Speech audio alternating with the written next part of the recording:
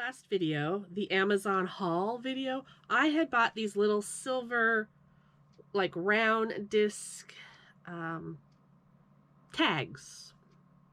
They look like little dog tag charms.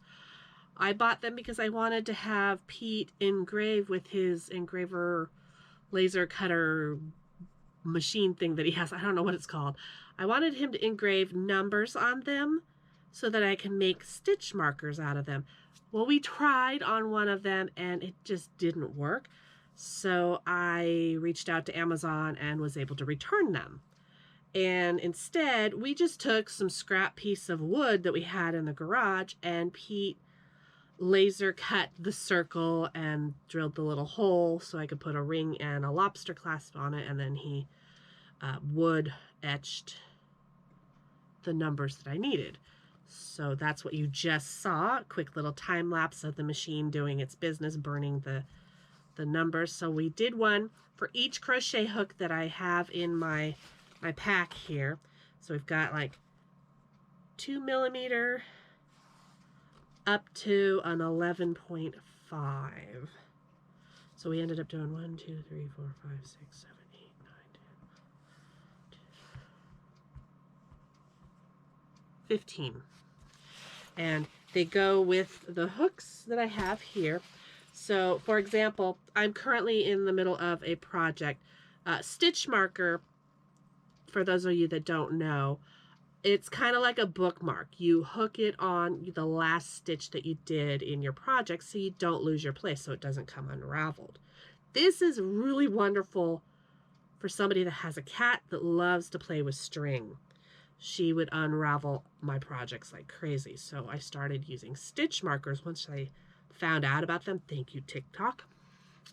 I have so many stitch markers and I want more. I like having different themings for the different projects that I'm working on. So this project I am working on is a 5 millimeter crochet hook. So I would want to take the 5 millimeter marker and put it on there so that later when I come back to the project, I know what hook I used. Because sometimes I will get busy and I'll start a project, like a bigger project, like a blanket, and then I'll get bored with it, or I'll get too hot, or whatever it is, or I have an order come in, something that distracts me from that current project, so I need to put it away. And I don't always want to leave the hook in it because I'll potentially lose the hook. So having the stitch marker with the size of hook that I used as a placement is kind of brilliant. So when I go back to that blanket or whatever it is, I know what hook I was using. So I am so excited to have these stitch markers. And so today my plan is to put the rings and the lobster clasps on these and then go from there. I have a few already that I bought. These are fun little markers. So these ones actually were charms, really teeny tiny lobster clasps. So I got this at the Walt Disney Family Museum. It's supposed to be a charm, but I use it as a stitch marker for the really thin yarn, like sock weight yarn. So I've got the Cheshire Cat and Alice that I got from there. And then I have a Firefly themed set that I got off of Etsy. So this one, they metal stamped Serenity on it, the little ship.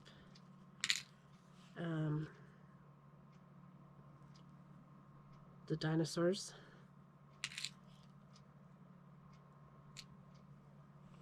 That one, and this one is supposed to be Kaylee, the mechanic. So it's got a strawberry, a parasol, and a wrench. And then these ones, these three, are my favorite ones. They're not stitch markers. They are also charms, but I use them as stitch markers because they're absolutely perfect. I got these at Petco about a year ago. So there's that one. It's like a ghost. Spider web and a skull crossbone. So these you just are supposed to hang on your dog's collar or something. They're stitch markers. I have some charms here from other like broken pieces of jewelry and whatnot that I was thinking about also making into stitch markers. So we'll do that later. My main purpose right now is to do these little woodcut ones. Yeah, and then they'll match each of the hooks I have here in my set. So I have my ergonomic set that I use all the time. These are my go-to hooks right here in my case. I also have some bamboo hooks.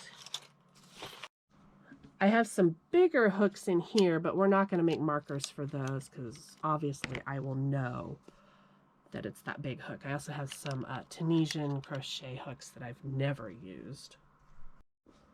And then up here on my shelf, I have this little container full of a various variety of sizes hooks. And then I have my lightsaber hook and this set of metal hooks. I'm not a huge fan of the metal hooks because after a while they start to hurt my hands. So I prefer the ergonomic grip ones. It just makes it a lot easier to crochet longer without any pain. When I use the metal hooks, I have to wear a wrist brace. It's kind of strange. So anyway, enough babbling. Let's get to making some stitch markers.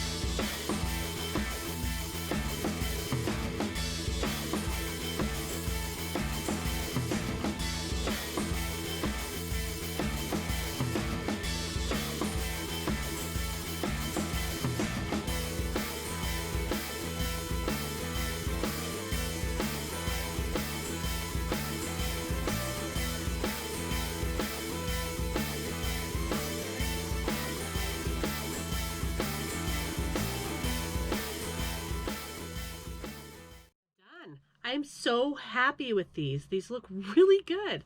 So right now I'm going to switch out this stitch marker and I'm going to put the 5mm stitch marker in there instead so that I know what hook I was using when I come back to this project.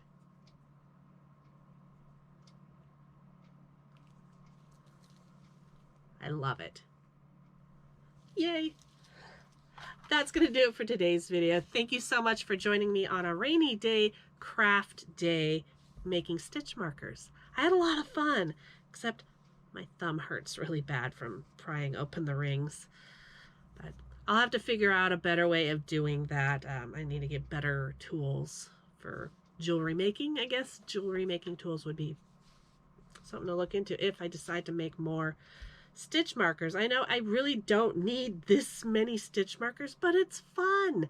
They're fun to make, and it's really neat to have a different one for different projects and to match them up with the theme of the project is really fun. So like if I'm making a dog sweater, I was thinking this little dog charm would be absolutely perfect.